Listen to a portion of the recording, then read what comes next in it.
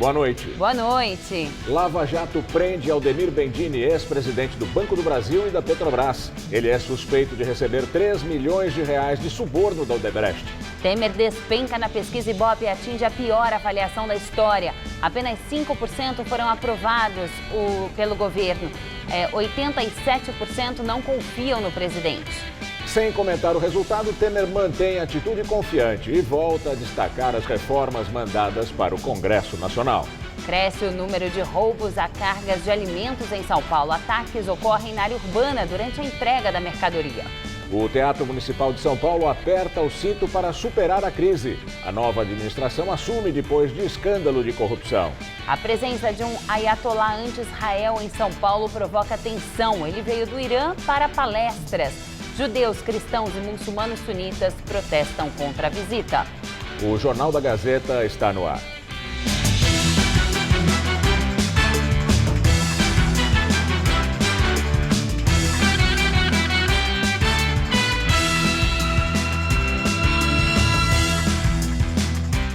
O roubo de cargas está entre os crimes que mais crescem em São Paulo. A preocupação dos motoristas vai além das estradas. Os pequenos caminhões, que podem rodar dentro da cidade, também entraram na mira dos ladrões. Marcelo seguia pela Marginal Pinheiros quando foi rendido com o caminhão ainda em movimento e virou refém dos assaltantes. Eu fiquei uns 40 minutos em poder deles.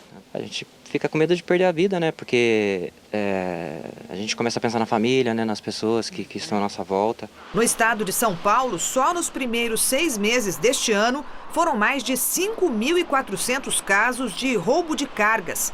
1.000 a mais que no mesmo período do ano passado. Um tipo de crime que só aumenta há 13 meses seguidos. Todo dia a gente ouve falar de um colega que foi assaltado, um colega que roubaram o caminhão, que roubaram a carga. Ontem, depois de roubar uma carga de cigarros, bandidos capotaram o carro na fuga, perto do aeroporto de Congonhas. Durante a perseguição da polícia, um suspeito foi baleado. 3 homens foram presos e armas apreendidas. Mais do que os grandes assaltos, o que vem crescendo são os roubos de pequenas cargas, que já correspondem a 80% do total. São ataques que ocorrem na área urbana, geralmente em ruas de comércio durante a entrega da mercadoria. E mais visadas do que os eletrônicos são as cargas de alimentos. Qualquer pequeno comerciante, qualquer lugar de bairro absorve isso aí, isso é vendido. Então esse produto é facilmente colocado. O sindicato, que representa as transportadoras, diz que a atuação da polícia não tem acompanhado o crescimento desse tipo de crime e que os ladrões que são presos recebem penas muito brandas e voltam a assaltar. No ano passado, o setor perdeu cerca de 650 milhões de reais em cargas roubadas em São Paulo. Prejuízo que é repassado para os preços. Ao ele colocar esse produto no ponto de venda, além do custo que ele tem de fabricação, agregado aqui ele tem um custo da segurança para levar o produto até aquele ponto. Portanto, o produto final que nós consumimos, ele tem um agregado a mais de segurança e quem paga a conta é a sociedade. O número de pessoas mortas pela Polícia de São Paulo neste semestre é o maior em 14 anos. Os dados oficiais da Secretaria da Segurança Pública mostram que policiais militares e civis mataram 459 pessoas nos primeiros 6 meses do ano, número inferior apenas ao do ano de 2003, quando 487 pessoas foram assassinadas.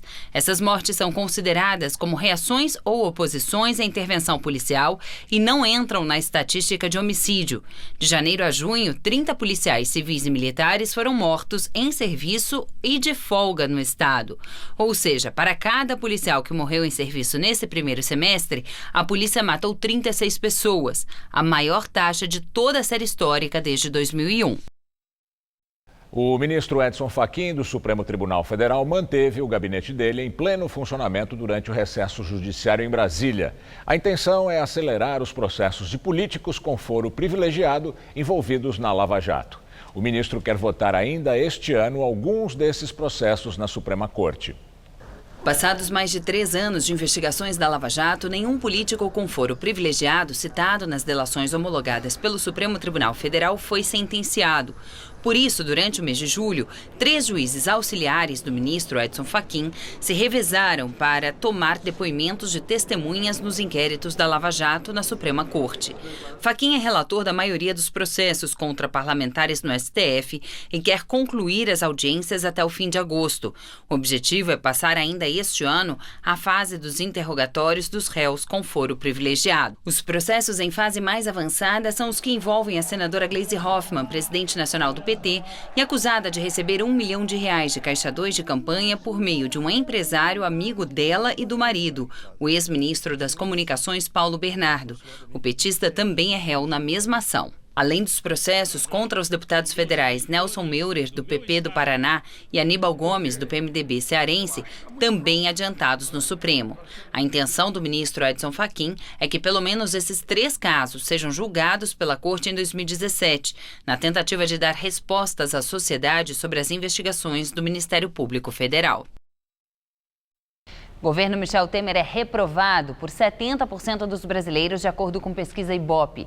Durante a agenda em Brasília, Temer ignorou o levantamento e voltou a dizer que seguirá até o final do mandato.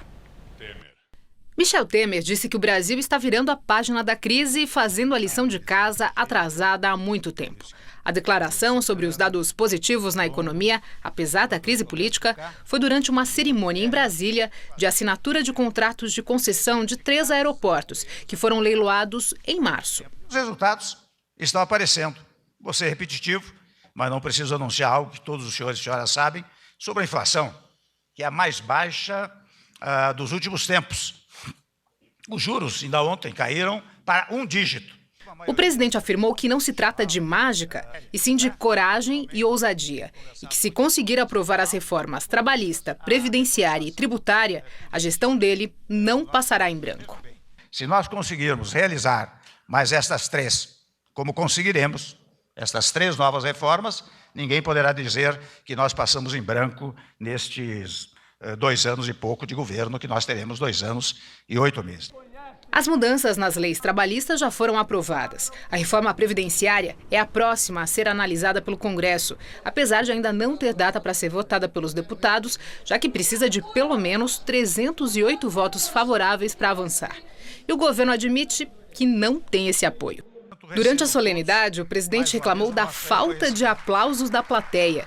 Diz que na próxima cerimônia vai chamar um puxador de palmas. Aliás, estavam faltando palmas, viu? Eu disse aqui ao Moreira e ao Padilha que na próxima vez, viu, governador, vão trazer um puxador de palmas.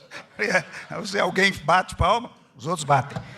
Ao longo do discurso, o presidente não mencionou a crise política, nem a votação da denúncia de corrupção passiva contra ele na Câmara na semana que vem.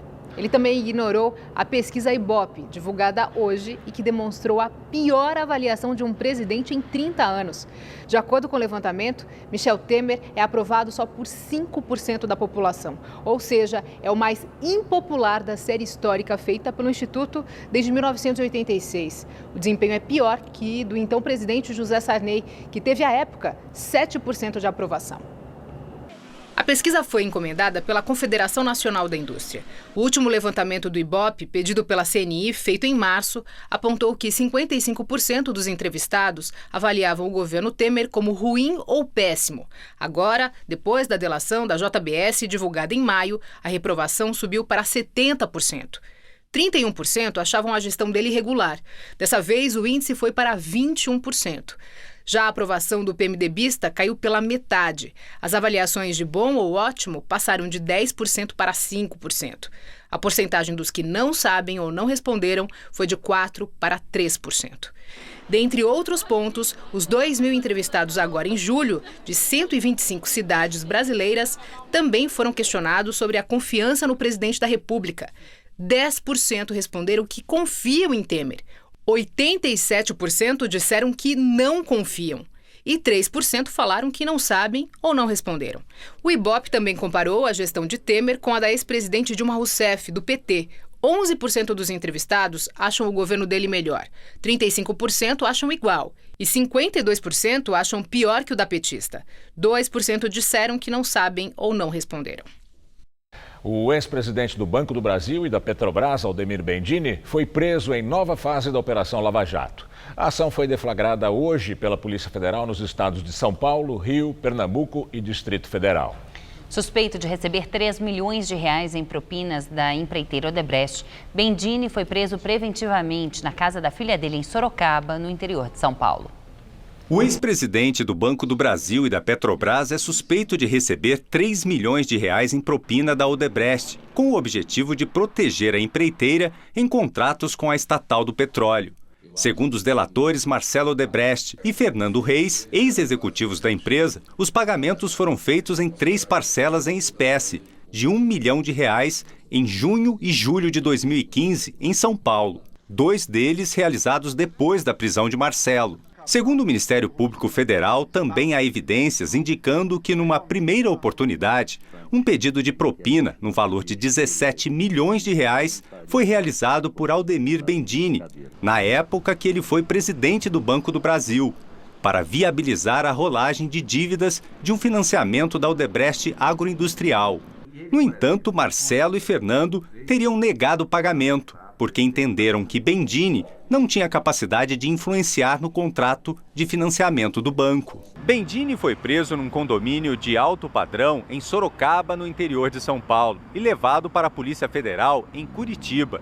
Segundo o Ministério Público Federal, o ex-presidente do Banco do Brasil e da Petrobras estava com uma passagem só de ida para Portugal, com viagem marcada para amanhã. E essa seria uma das razões que justificaram a prisão. Bendini também tem cidadania italiana, o que aumentaria a possibilidade de fuga. Aldemir Bendini era o nome de confiança do ex-presidente Lula e foi indicado ao cargo de presidente da Petrobras em fevereiro de 2015, pela então presidente Dilma Rousseff. Durante sua gestão à frente da estatal, a Petrobras contabilizou um prejuízo recorde de mais de 6 bilhões de reais por conta de baixas contábeis relacionadas à corrupção. Bendini deixou o cargo em maio de 2016, assim que Dilma foi afastada da presidência da República para responder ao processo de impeachment. Antes, em 2009, Bendini se tornou presidente do Banco do Brasil e, a pedido de Lula, conduziu um processo de redução dos juros e a ampliação da oferta de crédito para estimular a economia. Bendini era funcionário de carreira no banco, onde começou como office boy aos 14 anos. Ele é formado em administração de empresas. Nesta fase da Operação Lava Jato, foram cumpridos mais 2 pedidos de prisão temporária. Os irmãos Antônio Carlos Vieira da Silva Júnior e André Gustavo Vieira da Silva foram presos no Recife, em Pernambuco. Eles seriam os operadores dos pagamentos a Bendini. A Polícia Federal também cumpriu 11 mandados de busca e apreensão no Distrito Federal e nos estados de Pernambuco, Rio de Janeiro e São Paulo. A informação do Ministério Público Federal de que Aldemir Bendini tinha só passagem de ida foi contestada pelo advogado dele, Pier Paolo Bottini. O advogado divulgou para o site G1 imagens do bilhete de volta de Lisboa para o dia 19 de agosto. Segundo a defesa de Bendini, desde o início das investigações, o ex-presidente da Petrobras se colocou à disposição para esclarecer os fatos e juntou dados fiscais e bancários ao inquérito, demonstrando a regularidade das atividades. Para o advogado, a prisão cautelar de Aldemir Bendini é desnecessária. Agora vamos ao comentário de política com José Neumann e Pinto. Operação Cobra, porque chamavam Aldemir Bendini de o Dida, né? De cobra. Era o cobra. Era o cobra do Lula, porque estava lá no Banco do Brasil, nomeado pelo ex-presidente do PT, para fazer o crédito popular, dar acesso às massas, o dinheiro do banco. Né? E depois, dona Dilma Rousseff o mandou para a Petrobras numa tentativa de moralizar, né, a empresa. Ele tinha já na presidência do Banco do Brasil tido recusado uma propina de 17 milhões pela Odebrecht, conforme contou o Marcelo, mas recebeu 3 milhões pouquinho antes de assumir a Petrobras, porque a Odebrecht tinha mais interesses na Petrobras. E declarou ao imposto de renda, o que foi um espanto, porque ele se tornou conhecido como o único presidente do banco da história que guardava dinheiro no colchão em casa, algo assim como o dono de um restaurante ia almoçar na lanchonete sujinha do lado, né? Pois é, o certo é que ele ter sido preso, pegando propina, pegou muito mal para Dilma, que dá uma de honestona e de gerentona e de grande possuidora de conhecimentos da economia, né? Pois é, só que ele também é um queridinho do mercado, é um petista queridinho do mercado, assim como o Palocci, por exemplo, de certa forma também o Guido Mantega. Ele esteve muito cotado para ficar na presidência da Petrobras quando o governo mudou de Dilma para Temer, assim como aconteceu, por exemplo, com Gilberto Kassab, que foi ministro até o último dia de Dilma e a partir do primeiro dia de Temer. Não foi nomeado, o que demonstra que o Temer não tem muito juízo, mas tem muita sorte. Porque já pensou, o presidente da Petrobras preso por pegar propina? Pois é, e ele tinha uma passagem para Portugal. Não se pode dizer que queria fugir. Agora, o advogado Pier Paolo Bottini querer nos convencer que tem uma passagem marcada, é uma prova de que ele ia voltar, isso seria negar a condição de cobra. Cobra quer dizer, não é venenoso não, quer dizer inteligente, bom de bola. Um cara com cidadania italiana vai para Portugal e volta, perde o lugar, vai para a cadeia, né?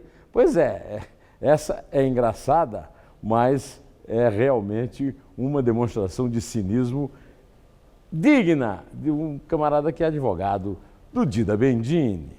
Bom, eu volto terça-feira, direto ao assunto. O Ministério Público do Rio de Janeiro entrou com ação contra o ex-deputado federal Eduardo Cunha, o doleiro Lúcio Funário e outras 10 pessoas por fraudes em fundo de previdência. Na ação, o Ministério Público pede o ressarcimento de danos financeiros causados à Prece, Previdência Complementar dos funcionários da SEDAI, por operações irregulares na Bolsa de Valores. Os 12 acusados vão responder por improbidade administrativa. De acordo com a promotoria, o esquema gerou perdas de 41 milhões de reais aos fundos exclusivos da Previdência dos funcionários da Companhia Estadual de Águas e Esgotos do Rio. A defesa de Funário afirmou que ele não foi citado e desconhece os fundamentos jurídicos da ação. Os advogados de Cunha ainda não se manifestaram.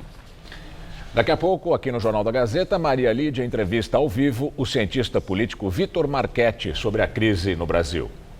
Importantes áreas de lazer da zona leste de São Paulo, como o Parque do Carmo, estão abandonadas. Lixo, mato alto e banheiros sem manutenção estão entre os principais problemas. Em meio ao mato alto, crianças brincando, lixeira quebrada, lixo espalhado, pendurado, empilhado, até pedaço de bolo no chão. A Noêmia frequenta o Parque do Carmo há mais de 20 anos e diz que nunca viu uma situação como essa. Até um ano atrás estava bem organizado. De repente começou a ficar desse jeito. E a gente está sem entender o que está acontecendo, né? Porque está tão abandonado. A maioria dos visitantes torce para não precisar usar os banheiros, que além de sujos, ainda estão com algumas torneiras quebradas. O Parque do Carmo é um dos principais pontos de lazer da Zona Leste, endereço de muitos churrascos de família. Mas olhando a ciclovia, por exemplo, parece que está tudo abandonado. O Antônio, de 68 anos, caminha por aqui 5 vezes por semana e conta que está sendo difícil conviver com tanta sujeira. Muito difícil, impossível. Acho um absurdo porque não basta só termos a prefeitura limpando. O povo nosso também precisaria colaborar. E a prefeitura tem feito a parte dela? Não tem, infelizmente não. Na próxima semana, o Bosque das Cerejeiras vai receber a 39ª edição da tradicional Festa das Cerejeiras, evento promovido pela comunidade japonesa. Cerca de 50 mil pessoas devem visitar o local e, para isso, a limpeza já foi feita por voluntários no bosque, onde ficam as árvores. Agora falta a prefeitura recolher o mato e os galhos que estão acumulados nos cantos. Com mais de 1.500.000 metros quadrados, o Parque do Carmo é o destino de muitos passeios escolares. O problema é que as crianças mal conseguem aproveitar. O planetário funciona, mas o viveiro está fechado. O funcionário falou que não tem estagiário para tomar conta, então as crianças ficaram até tristes, né? Porque a gente queria ver, né? A gente já estava conversando com eles na escola e infelizmente a gente não conseguiu. E o Parque do Carmo não é o único espaço de lazer com problemas na região. O Parque Linear Rio Verde tem mais de 730 mil metros quadrados. Tem até quadra de esportes. Dá até para ver o gol lá atrás. Mas o problema aqui da quadra é o piso, que não existe. Só tem areia e pedras. Imagine a dificuldade para praticar qualquer tipo de esporte com um chão desse jeito. Pelo parque também há bastante lixo espalhado. Flagramos uma equipe da prefeitura cortando o mato, mas a sensação é de que tudo que era cortado ia parar na margem do córrego ao lado. A cerca de 3 quilômetros dali, o Parque Raul Seixas está quase em ordem. Não fosse um dos banheiros trancado. A grama até está cortada, mas quem conhece o local conta que a limpeza foi feita por moradores durante um mutirão. Há 2 semanas atrás, até que a situação estava bem ruim. Aí teve um mutirão que deu certo. Um mutirão que deu certo. Os próprios moradores aqui da região? Os moradores da região mesmo. Segundo a Secretaria do Verde e do Meio Ambiente, o processo para a contratação de equipes para atuar na conservação dos parques da Zona Leste começou em abril, mas só há uma semana o Tribunal de Contas do município liberou as licitações. Por enquanto, os trabalhos de limpeza e zeladoria estão sendo feitos com a ajuda da própria comunidade, das prefeituras regionais e da iniciativa privada. Sobre o viveiro do Parque do Carmo, a prefeitura diz que o local está funcionando normalmente, mas as visitas devem ser agendadas pelo telefone 2746-3200. O poder da rima não é mais há muito tempo o território só dos homens. Aqui em São Paulo, um movimento formado só por mulheres abriu espaço para novos talentos do rap. As minas não ativam, as minas nação, dominação. Não é só rimar, não é só ter ritmo, não é só ser melhor. Tem que conhecer, tem que agradar, tem que ser mulher. Mano, eu tô falando que eu não sou mano. Não vem me enquadrar porque nós não passa pano pra machista, pra fascista, porque a gente é rica, representa as minas, pode pá, não vem brincar, mano. Normalmente o ambiente é mais dominado pelos homens. E, consequência disso, as mulheres elas são meio que colocadas de lado, ou elas sofrem com machismo dentro desses espaços. E a gente decidiu fazer uma batalha feminina para as mulheres sentirem a vontade de batalhar e ver que tem um espaço para elas. As duplas são definidas por sorteio. O tema é definido na hora pela plateia. A cada round um assunto diferente. No duelo, cada garota tem 30 segundos para fazer a rima. A outra, 30 segundos. É no par ou ímpar que se define quem começa. Batida de fundo, valendo. Então eu vou chegando no meu flow, vou falando que várias fitas já me amargou. São 2 rounds. Se empata, vai para o terceiro. E quem escolhe a vencedora é o público. Improviso e bons argumentos conquistam a vibração, inclusive da adversária. Toda segunda-feira é assim. Por volta de 8 horas da noite, as meninas se reúnem aqui no Largo São Bento, no centro de São Paulo, e falam tudo que tem vontade. É a Batalha da Dominação, que existe há cerca de 1 ano e meio e vem crescendo em participação e abrindo espaço e respeito para as mulheres da rima, para as minas do rap. Foi uma batalha que a gente começou devagarinho e que cada vez tem mais pessoas e uma maior diversidade das pessoas, né? Que é a parte mais importante do rolê, que você tenha uma representatividade muito maior, que você não represente um único tipo específico. Aqui homens são bem-vindos, mas para ficar ali, na plateia, para incentivar. É ver o diferente, é ver uma outra perspectiva, um outro rap talvez, uma outra sensibilidade de fazer rap. Eles entram na roda assim, no máximo como tema. O apoio dos homens ou a falta dele, racismo, violência, medo, saudades, drogas, gravidez, até o excesso de remédios no dia a dia. Assuntos que empolgam, que emocionam, que dão raiva. Quando a gente é enfrentamento entre um homem e uma mina, a gente é tirada não por ser MC, quando é entre os caras eles se tiram por ser MC, né? Mas entre as mulheres não, eles tiram a gente por ser mulher, como se fosse um defeito ser mulher. E não é um defeito ser mulher. Não é só disputa de rima, é que aqui a batalha começa bem antes, porque para falar de certos assuntos assim, desse jeito, só quem rima a própria batalha da vida. Vem do coração, vem na emoção, é o que a gente vive, o que a gente passa, o que a gente sente. A gente sempre viveu calado, então eu acho que agora a gente tá fazendo isso pra falar mesmo, pra estourar por aí e falar, mano, não vai mais rolar. Não quero ouvir mais berro, eu quero que minha voz fale tudo que eu quero, que a gente se expresse e a asa vá voar. O céu é muito pequeno e você pode alcançar. No Rio de Janeiro, o dia foi marcado por confrontos entre a polícia e taxistas que protestavam contra a liberação dos aplicativos para transporte de passageiros. Os manifestantes se reuniram em diversos pontos da cidade, causando grande transtorno no trânsito para protestar contra a falta de regulamentação dos aplicativos como Uber, Cabify e 99. Durante a manhã, os taxistas tentaram fechar uma das principais vias da capital fluminense e foram impedidos por policiais que reagiram com spray de pimenta. Um motorista acabou detido e depois foi liberado. Um grupo ateou fogo em uma barricada montada nas proximidades do aeroporto Santos Dumont. Mais tarde, em frente à sede da prefeitura, houve um momento de maior tensão quando o batalhão de choque usou também bombas de efeito moral para dispersar os manifestantes. Além dessas ocorrências, alguns taxistas tentaram obrigar outros motoristas da categoria a aderirem ao ato. Segundo a Polícia Militar, a situação foi controlada e não há feridos nem detidos. Na Venezuela, pelo menos 3 pessoas morreram no primeiro dia de greve convocada pela oposição contra o governo de Maduro. 2 jovens de 16 e 23 anos e um homem de 30 morreram em confrontos com a polícia na capital Caracas e províncias do oeste do país.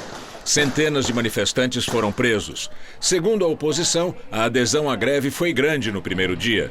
Apesar dos protestos, o governo Maduro descartou a possibilidade de suspender a eleição de uma Assembleia Nacional Constituinte, que ele afirma ser o único caminho para a pacificação e reunião da Venezuela. Apesar de protestos de judeus, cristãos e sunitas, o Centro Islâmico no Brasil confirma a palestra de Ayatollah xiita que prega ódio contra Israel e os Estados Unidos. A palestra do Ayatollah Mohsen Araki, clérigo xiita, membro da Assembleia de Especialistas do Irã, está marcada para sábado. Araki falaria sobre o enfrentamento ao terrorismo e radicalismo em evento no Novotel Center Norte. Porém, o hotel cancelou o evento, mas não informou os motivos. O novo local ainda não foi divulgado. Para impedir protestos, os anfitriões de Araki no Brasil estão escondendo o iraniano e chegaram a informar que ele não viria mais e que não participaria do evento. Na semana passada, a Federação Israelita de São Paulo divulgou nota repudiando a visita.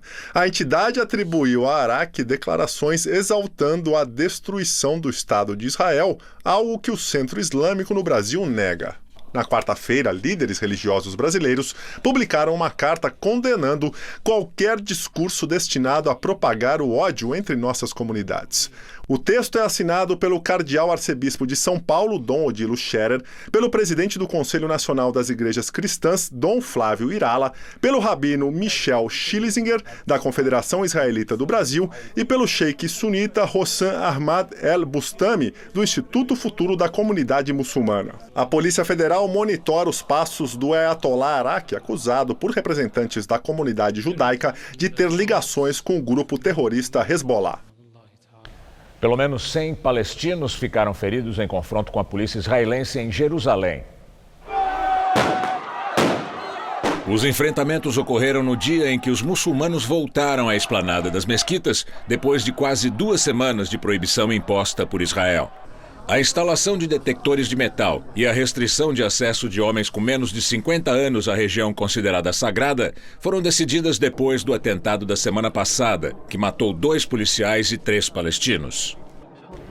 Uma falha em um brinquedo deixa pelo menos 1 morto e 7 feridos em uma feira em Ohio, nos Estados Unidos.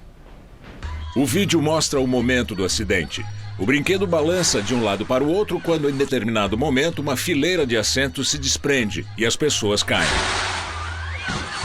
3 pessoas estão internadas em estado grave. O governo do estado disse que tinha inspecionado o brinquedo nos últimos dias e nenhuma falha tinha sido detectada. A feira foi reaberta, mas todos os brinquedos foram interditados. A feira de Ohio é uma das maiores dos Estados Unidos e foi visitada por mais de 900 mil pessoas no ano passado. O Corpo de Bombeiros de Goiás anulou hoje o certificado de funcionamento do Parque Mutirama, em Goiânia. Ontem, um acidente no parque deixou 13 feridos. 2 adultos tiveram ferimentos graves e estão internados. Algumas vítimas foram liberadas e outras seguem em observação. O acidente foi ontem, por volta da 1h30 da tarde. Segundo o Instituto de Criminalística, a estrutura que sustenta o brinquedo partiu ao meio. A polícia investiga o caso. A Agência Municipal de Turismo, Eventos e Lazer, responsável pelo parque, lamentou o acidente. Alguns prédios antigos ainda passam despercebidos dos paulistanos, que desconhecem a importância desses prédios para São Paulo. É o caso da Chácara Lane, antiga propriedade criada próxima ao núcleo central urbano no final do século XIX. A chácara atualmente faz parte do Museu da Cidade, um conjunto de locais representados por imóveis de interesse histórico e arquitetônico espalhados pelo município. Quem passa rapidamente pela Rua da Consolação, na altura do número 1024, no centro da cidade, quase não percebe que ali, atrás destas árvores, está um casarão do fim do século XIX. Fica meio escondido. É sempre correria, né? Ou você está correndo para pegar ônibus, ou você vai entrar no carro, ou você está atrasado. A propriedade, conhecida como Chácara Lane, pertenceu primeiro ao missionário presbiteriano George Chamberlain, que chegou dos Estados Unidos em 1870.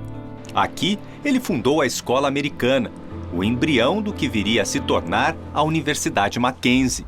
Contam as histórias que ele fazia algumas reuniões aqui de final de semana e abrigou assim, alguns alunos que precisavam ter onde morar, né, para ir à aula e tal. Em 1906, após a morte de Chamberlain, a chácara de 16 mil metros quadrados foi adquirida por uma outra família americana. Depois que a chácara foi vendida para a família Lane, o imóvel acabou sendo ampliado. O médico Job Lane, que comprou a propriedade, usava a parte da frente como consultório e a parte de trás ficou reservada para a família. Na nova construção, um pé direito mais alto, cômodos bem amplos, o que deixou o casarão ainda mais imponente. Job Lane viveu na chácara por cerca de 40 anos e ajudou a fundar o Hospital Samaritano em Higienópolis. Em 1942, com a morte do médico, o casarão foi declarado de utilidade pública pela prefeitura. Desde então, o espaço foi destinado para diversos fins. Sediou uma escola de educação infantil, foi cedido por empréstimo durante 50 anos ao Instituto Mackenzie, que chegou a comprar parte do terreno. O imóvel abrigou ainda o acervo do Arquivo Histórico Municipal e a parte circulante da Biblioteca Mário de Andrade. Em 2004, foi tombado pelo Compresp, o Conselho Municipal de Preservação do Patrimônio Histórico, Cultural e Ambiental.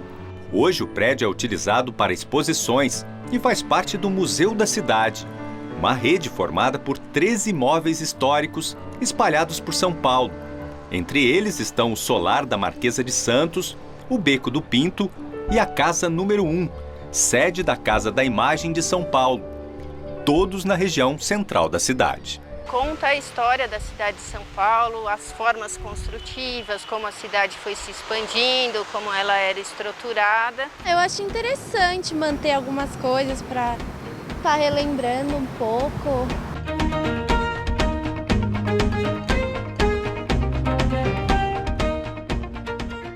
O juro médio total cobrado no rotativo do cartão de crédito subiu 0,4 ponto percentual de maio para junho. Segundo o levantamento do Banco Central, a taxa passou para 378,3% ao ano. O aumento da taxa do rotativo aconteceu mesmo depois das novas regras de migração da modalidade que começaram a valer em abril. E agora vamos ao comentário de economia com Denise Campos de Toledo. Os juros da média estão em queda há 4 meses, mas nada que seja muito perceptível para consumidores e empresas. O crédito, no geral, continua caro e restritivo e ainda se vê até ajustes para cima, como aconteceu agora com o rotativo do cartão. E olha que as regras do cartão foram alteradas justamente para provocar uma queda mais acentuada dos juros. O consumidor agora só pode usar o rotativo por um mês. Depois, ou quita a dívida ou entra no parcelamento, com a taxa média em 157,8% ao ano, muito alta, assim como a do cheque especial em mais de 322%. Ainda é a velha desculpa do risco de inadimplência. Claro que o risco existe. O desemprego elevado e a fraqueza da economia podem dificultar o pagamento das dívidas, mas não há uma situação alarmante. A inadimplência até caiu no último mês, segundo esse levantamento do Banco Central. De qualquer modo, ainda que lentamente, a tendência é de as taxas continuarem caindo, até porque o BC sinalizou a intenção intenção de manter o mesmo ritmo de corte dos juros básicos, pelo menos na próxima reunião, quando a taxa Selic poderá cair de 9,25% para 8,25% ao ano.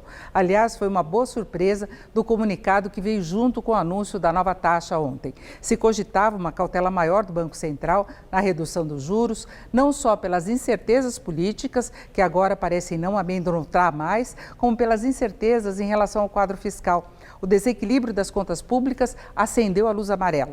Mesmo com a tributação maior sobre os combustíveis, o governo pode não atingir a meta deste ano, que é de um déficit de 139 bilhões de reais. Ainda há risco de mais aumento de imposto ou até de uma mudança para pior nesta meta.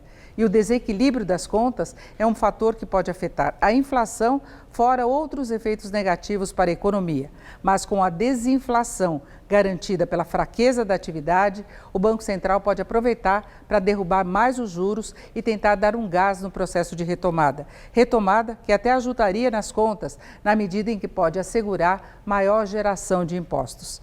Eu volto na segunda. Até lá. E hoje tivemos mais um dia de muito sol em todo o estado de São Paulo e com o ar seco que a gente tem tido, a umidade relativa continua caindo. E de acordo com a meteorologia, não há previsão de chuva tão cedo por aqui. Vamos ver como fica o tempo amanhã com Mariana Armentano.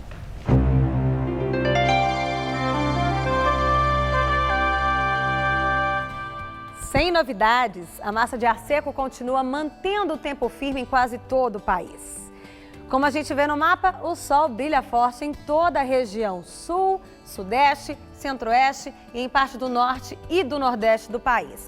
Só há previsão de pancadas de chuva ali entre o Rio Grande do Norte e o litoral fluminense por causa da infiltração marítima e no extremo norte do país por causa do ar carregado de umidade que vem da Amazônia. Vamos ver aqui como fica a nossa tabela de temperaturas?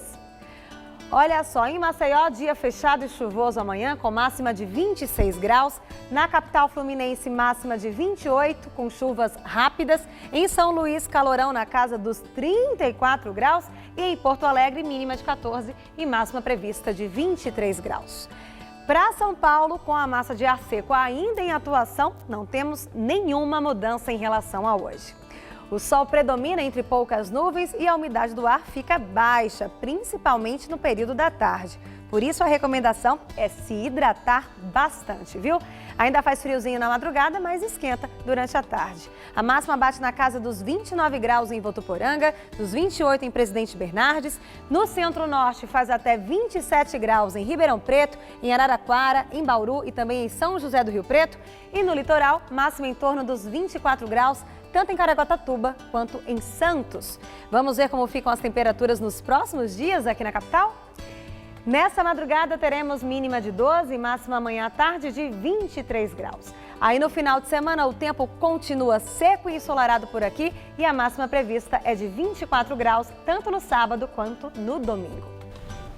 E agora as notícias do esporte. Palmeiras e Santos não se deram bem ontem na Copa do Brasil e foram eliminados nas quartas de final da competição. Palmeiras e Santos tinham resultados difíceis para construir em virtude dos jogos de ida. Foram mal nos jogos de ida. Os dois times estiveram muito perto da classificação na noite de ontem, mas deixaram a vaga para as semifinais escapar no finzinho, no detalhe. Vamos ver os gols. Jogando em Belo Horizonte, o Palmeiras precisava vencer o Cruzeiro e até saiu na frente do marcador aos 25 do segundo tempo, após cobrança de escanteio que sobrou para Keno bater de fora da área. A bola desviou em Lucas Romero e enganou o goleiro Fábio. 1-0, resultado que classificava o clube paulista. Faltando 6 minutos para o fim do jogo, o lateral Diogo Barbosa aproveitou o cruzamento de Alisson e colocou a bola dentro do gol de Jailson. Final, Cruzeiro classificado 1, Palmeiras eliminado também 1. Depois do jogo, um grupo de torcedores palmeirenses foi até o hotel onde a equipe de Cuca estava hospedado para exigir mais raça dos jogadores. Entre os torcedores mais exaltados, um conselheiro do clube de nome Carlos Degon. Falta culhão, falta culhão. Na Vila Belmiro, o Santos precisava vencer por 3 gols de diferença, mas foi o Flamengo que saiu na frente com esse gol do atacante Berril aos 9 minutos do primeiro tempo. O empate da equipe santista veio nesse belíssimo chute de Bruno Henrique, um golaço na Vila Belmiro, 1-1. O Flamengo voltou a pular na frente do placar com Paulo Guerreiro no primeiro minuto do segundo tempo. Daí em diante só deu Santos. Copete fez o gol de empate do Peixe, enquanto Vitor Ferraz marcou a virada do time de Levir Coupe, 3-2. Aos 48 do segundo tempo, Copete voltou a marcar e fez o quarto. Um gol a mais levaria os para as semifinais, mas a partida terminou por aí. Santos eliminado 4, Flamengo classificado 2, placar final. Nós não fracassamos, o time foi firme, cara. O time foi firme, o time foi bem, uma vitória de 4-2 em cima do Flamengo deve ser valorizada. Nós temos ainda bala na agulha para o resto do campeonato. E pela Copa Sul-Americana, o Corinthians venceu o Patriotas da Colômbia e passou para a fase seguinte. Na Arena Itaquera, o time de Carille venceu sem susto o time colombiano e continua firme na competição sul-americana. Contra o Patriotas pela Copa Sul-Americana, um Corinthians sem 6 titulares. Todos desfalques, nenhum poupado, viu? Tantas mudanças trouxeram problemas de entrosamento, principalmente na criação. Assim, o gol saiu de bola parada e de um defensor, Balbuena, que está se transformando em zagueiro artilheiro. 5º gol do paraguaio na temporada. Se no primeiro gol o mérito foi coletivo, no segundo foi individual. Pedrinho, que entrou na etapa final, arrancou em velocidade e tocou com muita categoria na saída do goleiro para sacramentar a classificação corintiana. Com a vitória sobre o Patriotas, o Corinthians não só se classificou para a próxima fase da Copa Sul-Americana, como também fez história. Alcançou a 31ª partida sem perder, igualando a 2ª maior série invicta dos 107 anos de história do clube. Um clube com tanta história e você atingir uma marca dessa, a gente tem que se sentir orgulhoso, mas eu não trago essa responsabilidade nas minhas reuniões. A responsabilidade é sempre de fazer um bom jogo, sempre se preparar para o próximo jogo, e assim nós vamos indo. E na natação, a pernambucana Etienne Medeiros se tornou hoje a primeira mulher a ganhar uma medalha de ouro em um mundial de natação na história do esporte brasileiro. Com 26 anos, Etienne conquistou o ouro depois de vencer a nadadora chinesa por apenas 1 milésimo de diferença na prova de 50 metros de nado de costas. A chinesa Fu Yanhui, adversária direta da brasileira em 2015, quando venceu Etienne Medeiros na mesma prova no Mundial de Kazan, na Rússia, desta vez não teve a mesma sorte e a nadadora brasileira terminou a prova em 27 segundos e 14 milésimos, contra 27 segundos e 15 milésimos da chinesa. Com o resultado, Etienne Medeiros se tornou a primeira mulher brasileira a subir no alto do pódio de um campeonato mundial de natação. Em 2015, a pernambucana de 26 anos já tinha se tornado a primeira brasileira a ir ao pódio em um campeonato mundial, levando a prata na mesma prova. Com um sorriso no rosto e a sensação de dever cumprido, Etienne Medeiros se eternizou hoje no Olimpo dos grandes nomes do esporte brasileiro. Depois de um longo período de denúncias de corrupção, o Teatro Municipal de São Paulo tem agora um novo gestor, o Instituto Casa da Ópera. Além do teatro, a empresa vai ser responsável pela Praça das Artes, acervos e pelos corpos artísticos do municipal. O Instituto Casa da Ópera foi criado pelo atual diretor artístico do Teatro Municipal, Kleber Papa. Ele assumiu o cargo no começo do ano, depois de mais de 10 anos como presidente e diretor do Instituto. A esposa dele, Rosana Karamaski, que foi associada à Casa da Ópera desde a fundação, hoje presta serviços como diretora artística. Em entrevista ao jornal O Globo, Kleber Papa disse que a empresa atendeu a todos os requisitos do edital e que o Tribunal de Contas vem sendo rigoroso para definir quais contratos poderão ser firmados daqui em diante. Até maio desse ano, apenas o Instituto Casa da Ópera havia se apresentado para a concorrência. A prefeitura, então, modificou as regras da disputa e outra instituição se candidatou, o Instituto Odeon, do Rio de Janeiro. O instituto vencedor obteve 9,05 pontos contra 6,1 do concorrente carioca.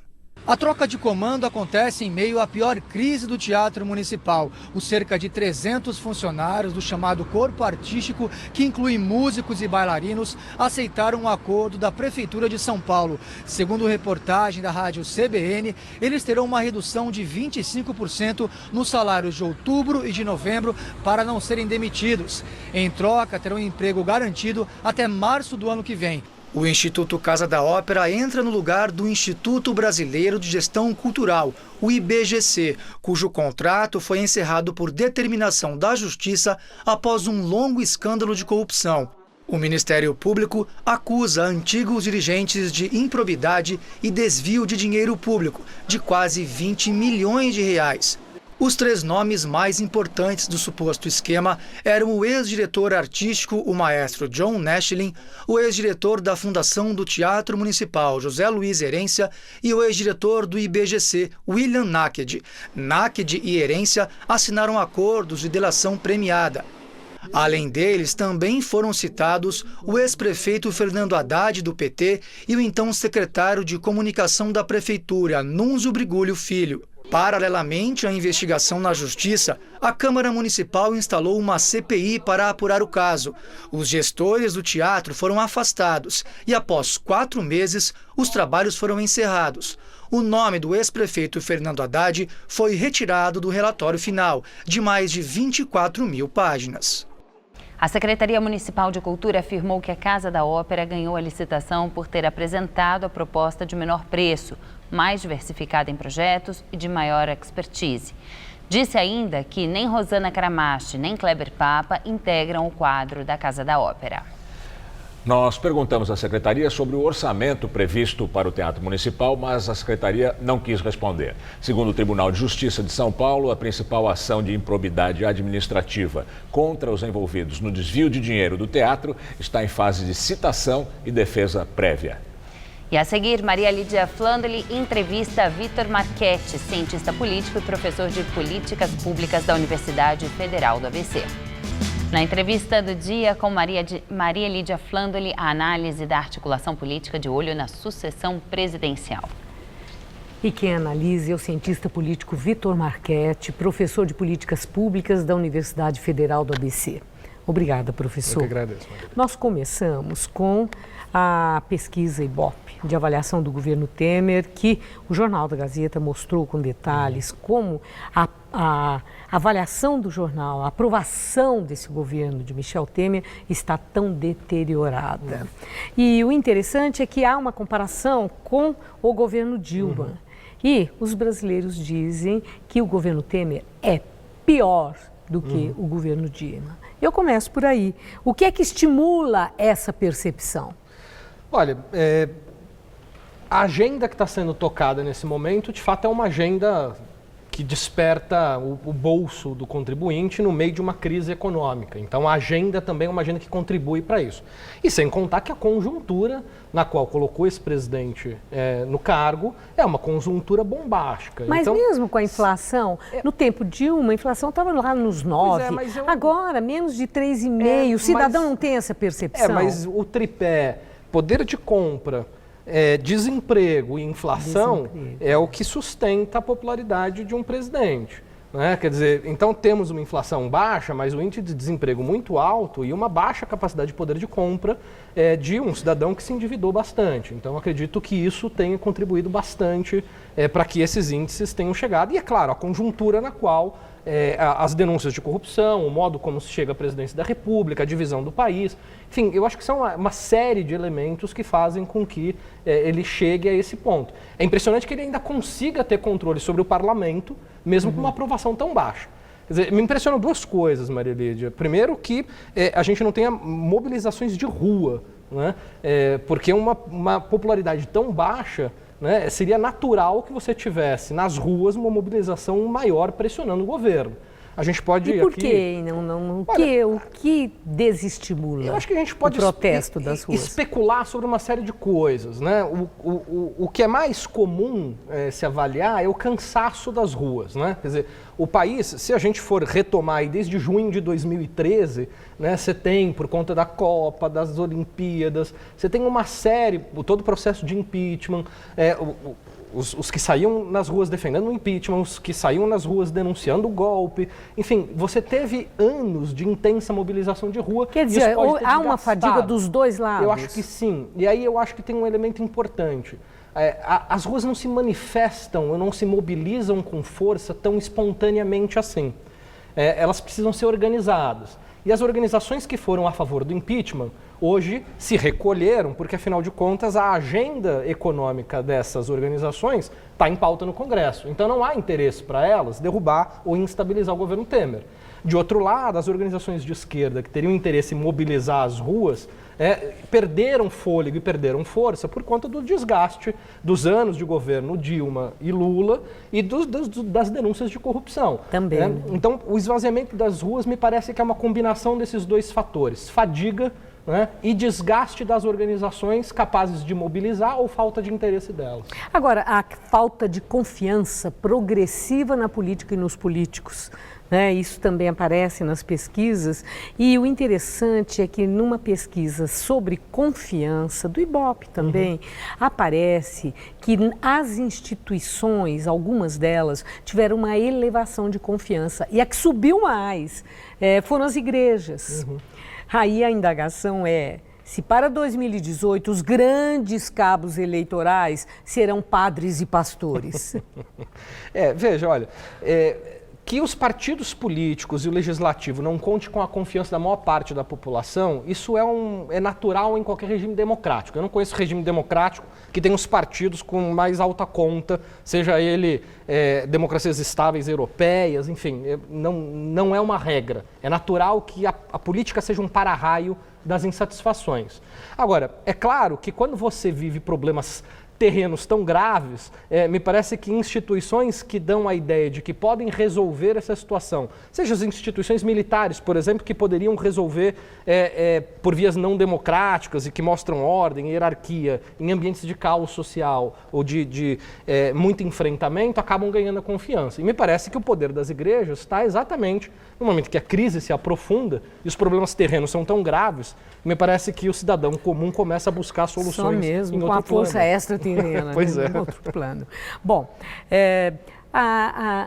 estando o governo Michel Temer tão mal avaliado, ele numa situação assim, de tanta vulnerabilidade pela denúncia da Procuradoria-Geral da República e a ameaça de nova denúncia, que contágio isso pode ter sobre os partidos que apoiam o governo Temer, em especial PSDB e DEM?